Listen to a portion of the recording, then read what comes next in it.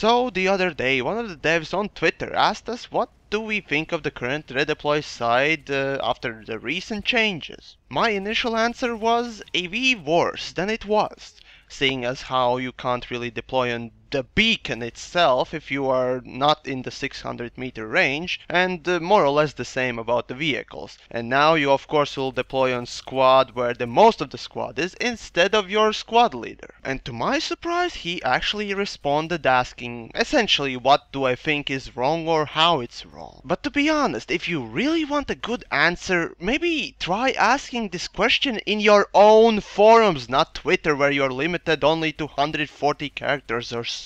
Anyhow, whenever I say something's bad, I do try to provide some sort of info as to why I think this way. So in short, current deployment system for troops is as follows. You arrive at Warp Gate, either when logging in or switching continents, then let's presume you play alone, and at this point you have two options. Either hit instant action and pray to whatever useless deities you believe in that you'll be deployed on the right base, that is actually frontline and being attacked, and then pray even more that you are being deployed on the same continent instant action is actually telling you you're gonna be deployed on. Because from time to time when switching continents and using instant deploy, you get deployed on the same old continent you came from, instead of the new one. And frankly, that annoys me a lot. And the other thing you can do, and often you have to do, is hit redeploy button and slowly teleport from base to base. Or if you're full of nanites, you can fly wherever you need. And yes, you can deploy on the base with reinforcements needed, but if the mark is not placed or it's placed on some other base, well, tough luck getting wherever you need to. And yes, it's a little bit different when you're in a squad or platoon, because then you have somebody that will fly you there with the galaxy, or you can deploy in a squad vehicle or on beacon, which currently is fixed to 600 meters or so range. So that's pretty much a no-go, except for vehicles maybe. So yeah, current deployment system has a lot of ifs. That is, if you're in the right base, if you're far enough, if you're close enough, if you're in the range, if you have the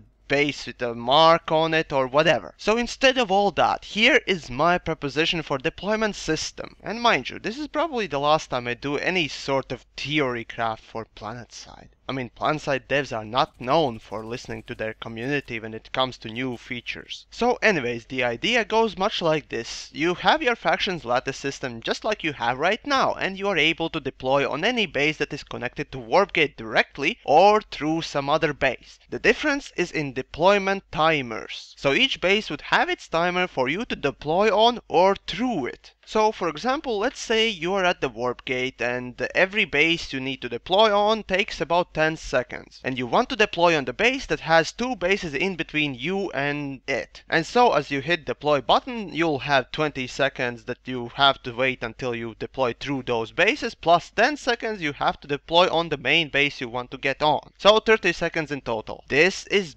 basically the same thing you do currently to deploy on some specific base. But my example simply takes out deploying on the base itself and then hitting that /suicide and simply waiting at the Warp Gate while you deploy. And good example would be that if you want to deploy on the base before the frontline base to spawn a tank or something from the Warp Gate instead of just deploying to the frontline and then going back one base. And thus for cut-off bases, you'll be able to deploy on the base if you are in its hex area, or to the Warp Gate or nearest frontline base. You know, just like currently. At this point, this idea is nothing original, as many community members have come up with it, and therefore I'm simply a proponent of it. Maybe I have different spin, but basic idea is the same. And frankly, I think it's more fair, simple and efficient than the current one. Now, when it comes to squad deploys, I think you should be definitely able to deploy on beacon no matter where you are instantaneously with a large cooldown afterwards. As for vehicles, I think you should have the default 10-second cooldown before you deploy on it no matter where you are. After all, you spawn a vehicle, you spend your nanites to make a spawn for your team, so you should be able to deploy on it. Oh, and deployed Sunderer should be visible only if you're in the same base as Sunday or you're in, let's say, that 600-meter range. Now, when it comes to deploying on the base where your squad is, you should definitely be able to deploy where your squad leader is, not where most of the squad is, but 5 seconds if there is a base in between. So joining squad would be actually a good initiative for anyone to join, because you'll be able to deploy from place to place faster. And that's my idea of deployment system